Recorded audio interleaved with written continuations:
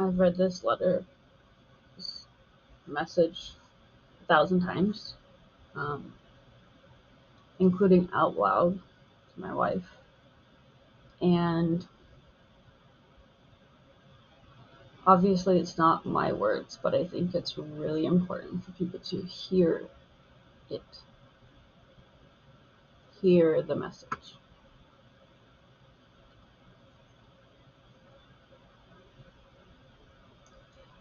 I was Alex Preddy's final nursing student. Her name is Jessica Hauser. I'm just going to read it word for word, but this is in Jessica's voice. I was Alex Preddy's final nursing student. He was my friend and my nursing mentor. For the past 4 months, I stood shoulder to shoulder with him during my capstone preceptorship at Minneapolis VA Hospital.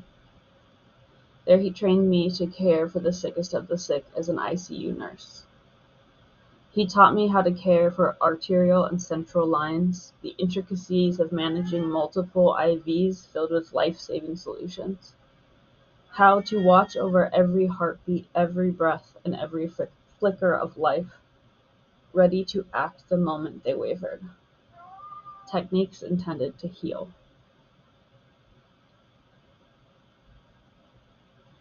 Alex carried patience, compassion, and calm as a steady light within him.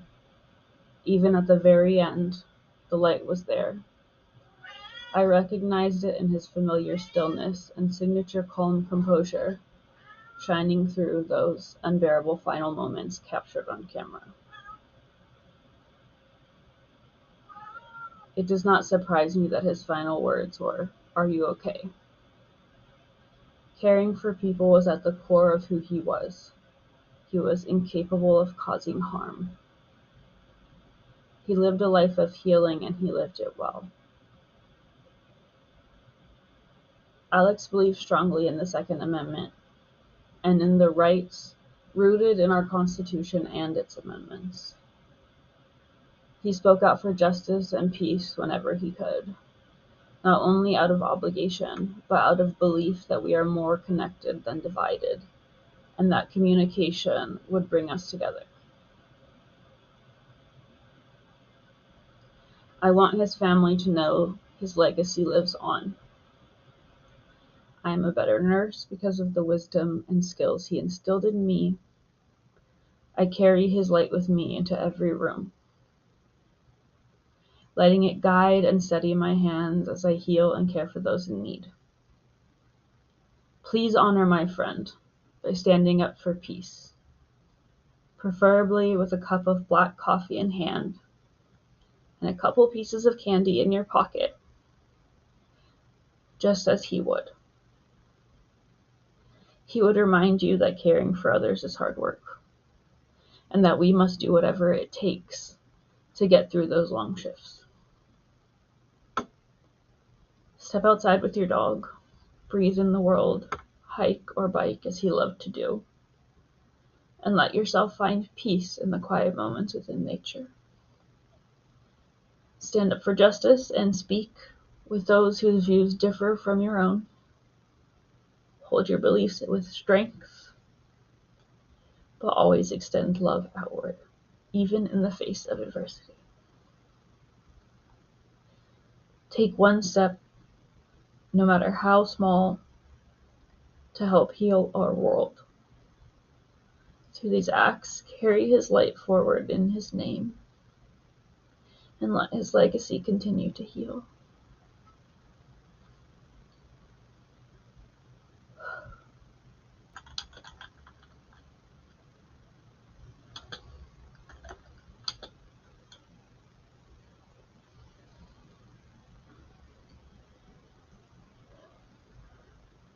He worked at the VA hospital. The irony of that is devastating. He cared for the people who were sent off for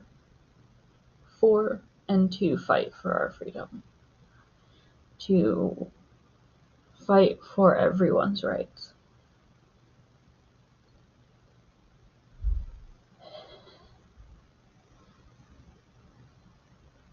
And then he cared for them when they came back injured.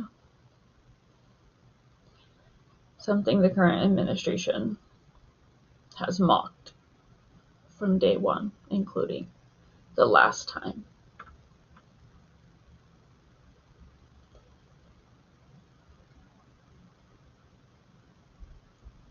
If he was able to mock and step on their graves, it is not surprising to me that he does not understand what it means to serve a country.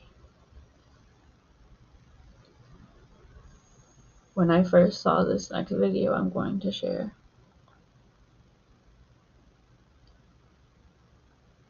I wasn't intending to watch anything else on news or social media or anything. I actually went to send a message to a friend. I broke down.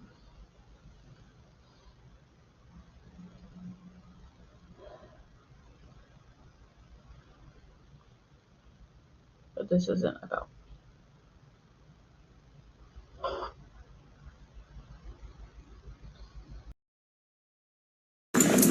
You guys go ahead and stand right over there.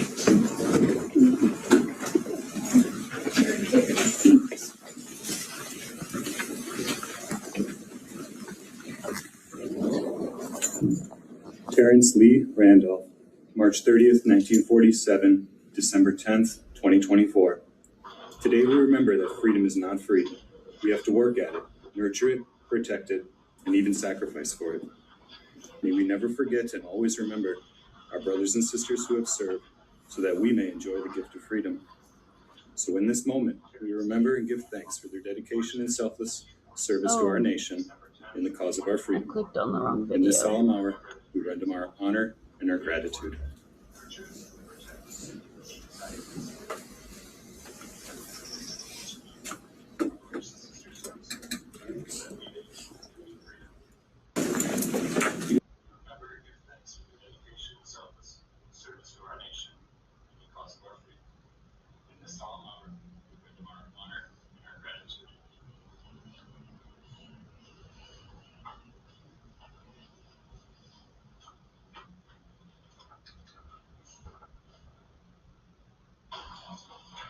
Well, that wasn't the one I meant to share.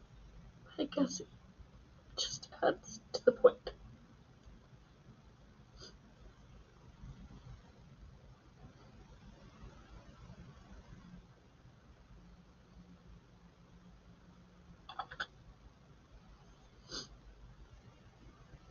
Where is the video? I'm surprised it was taken down by the powers that be.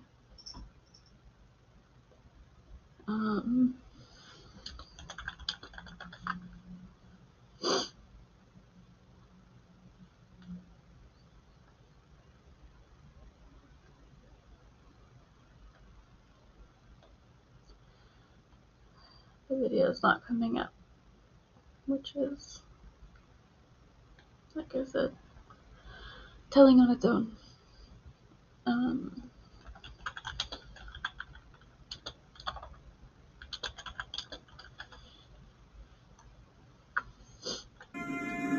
Yep, here's one. This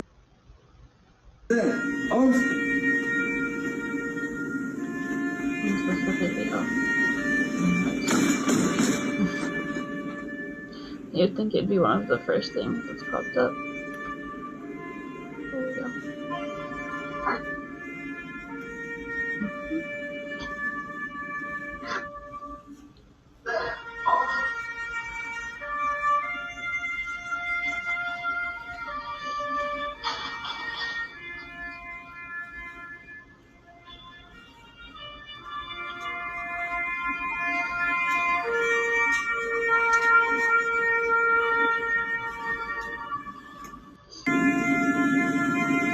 Freeze that!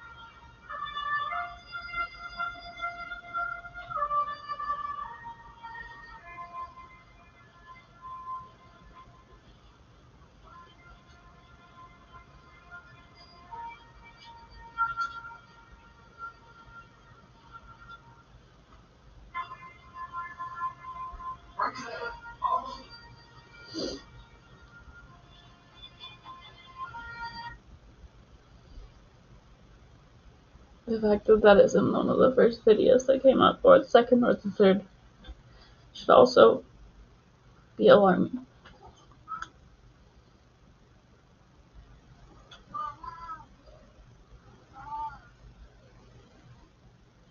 I know that his life is not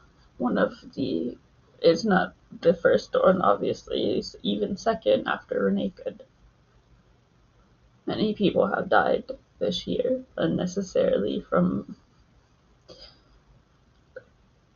violence, not only unjustified but completely wrong. And it's important to remember those other people. Of course.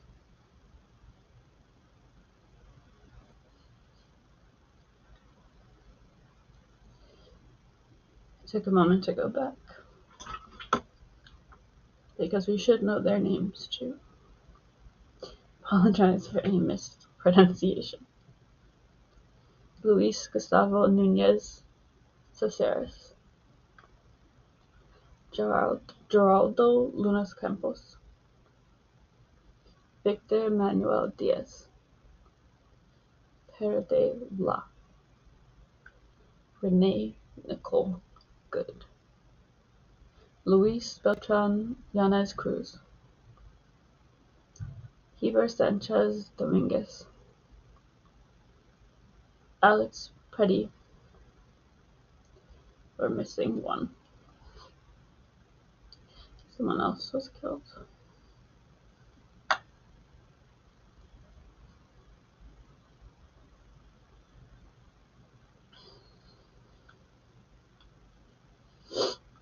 It's important to remember all of them, and the people before and the people who lost their lives during COVID unnecessarily.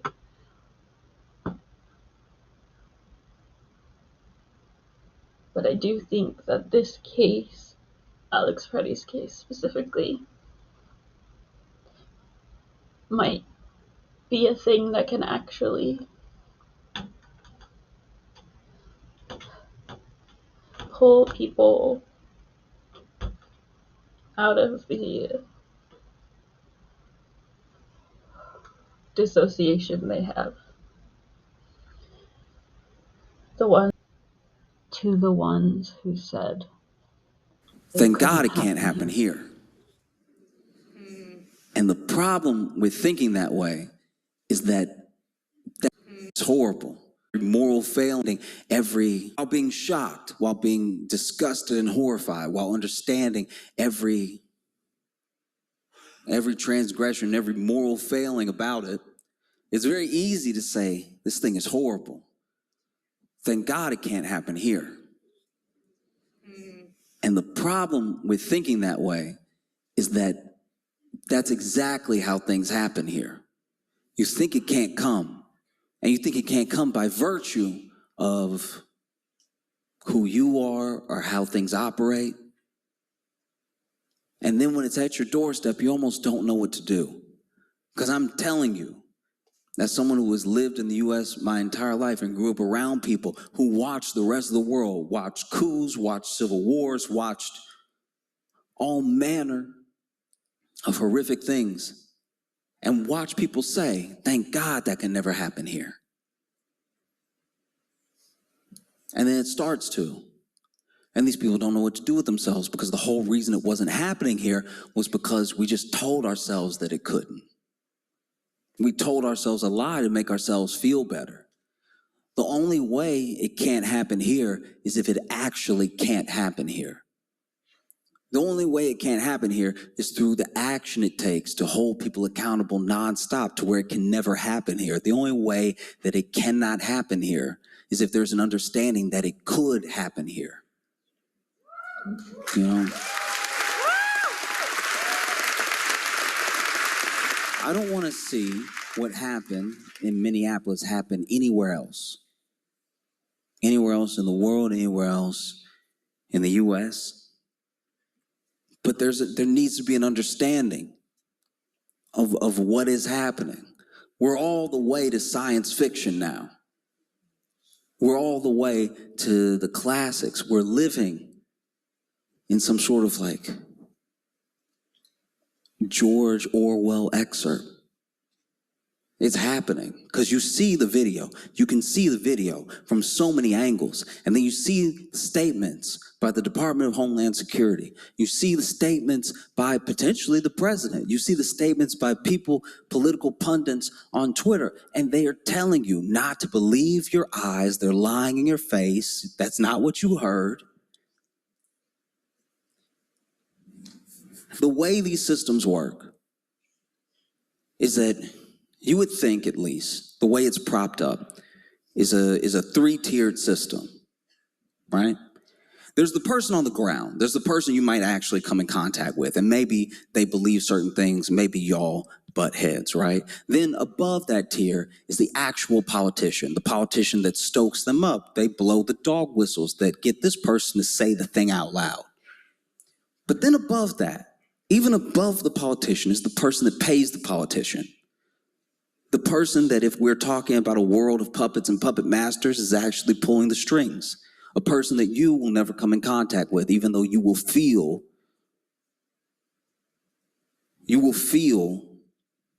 the extension of their power. You know? We see these systems fighting each other, right? Because someone would ask, anyone could ask, where are the Democrats right now? Where have the Democrats been? And you'll see some Democrats actually make some sort of statement, you know? But the statement will, interestingly, not have the same bite that you would expect. Y'all are supposed to be the opposition party. What's happening? What's happening is that the same corporate interests pay both people.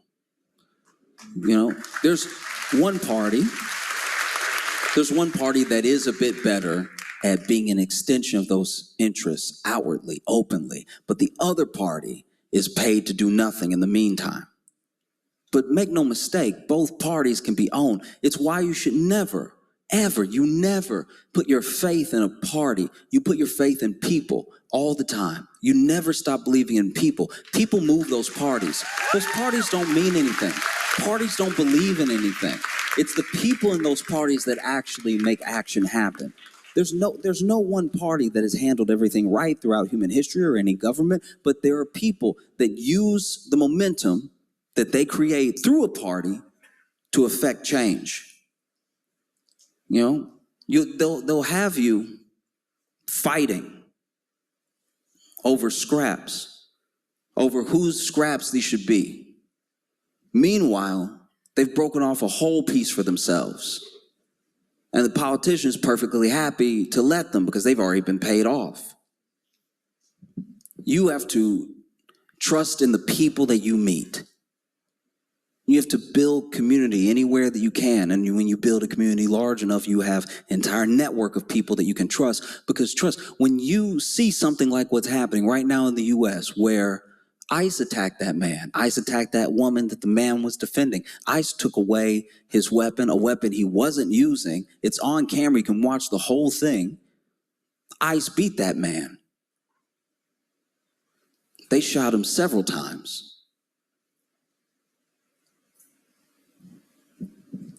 And you can watch that entire thing.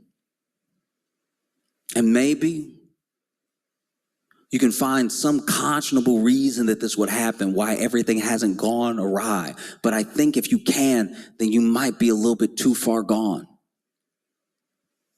This thing was sick and it was illegal. And it's scary when your law is on the other side of legal. When you don't know what to do. And it's hard to know what to do. These are big forces we're talking about. You're talking about huge corporations, oligarchs, billionaires. I'm talking about senators. We're talking about politicians that have real meetings with people with power. So it's hard to know what to do. But you do what you can. You do everything that you can. I am not a fighter. I don't know how. I tried to fight for some pizza once. And I saw my own eyes.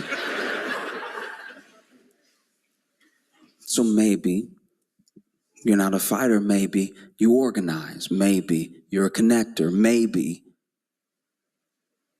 You do your best to bring people together. But any action that you do is something. Every action that you do is something. All these people, thousands of people protesting in Minnesota right now, is also for the world to see. They took a life in front of the entire world, scare everybody, maybe scare you, so that when this comes here, maybe you comply in advance. Palantir isn't just in one country. No? But thousands and thousands and thousands and thousands of people gathered together in negative 20 degrees. And that's Fahrenheit. I don't know what y'all would call it. But thousands of people gathered together in the cold to protest what they see that is illegal, that is wrong, that is immoral, that is not just unethical, that is tearing down every institution of the Constitution that the people that are representing them supposedly want to uphold. That's not nothing.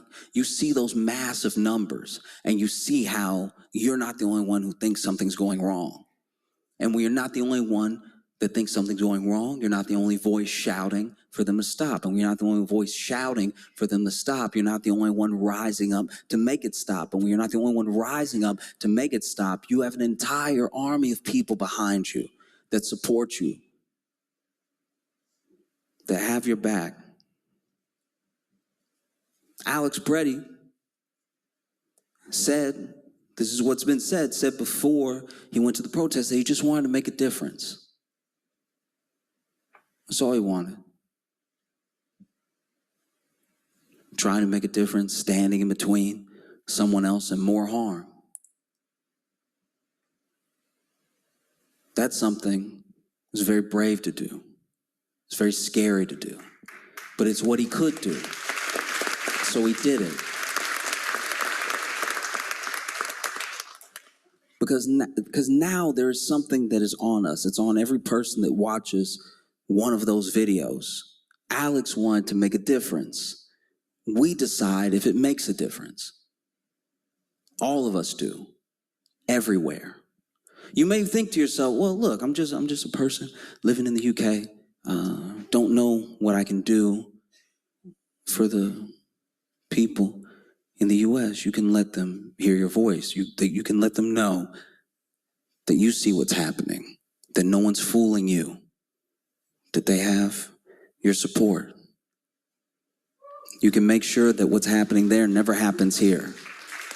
You can make sure that it can't happen here. If it can't happen here, then that's a start. We were sure it couldn't happen to us. We were like, come on, this is America. And the corporations were like, yeah, we know. You know? But I sincerely hope that every single one of you understand that your life is precious, and it has more meaning to other people that you haven't met yet than you could ever imagine. And so anytime one of these things, one of these terrible events, one of these corporations, one of these billionaires, one of these politicians tries to make you feel small, you need to understand that they're just a person too. And they're a person that's scared. It's why they want to scare you. They can't scare you because you won't let it happen here. If you see anything like it happening, you just have to snuff that thing out. You just have to make sure you call it what it is. And from afar, you know? The key is prevention. Alex Preddy said to people before he went to protest that he just wanted to make a difference. We decide what that difference is.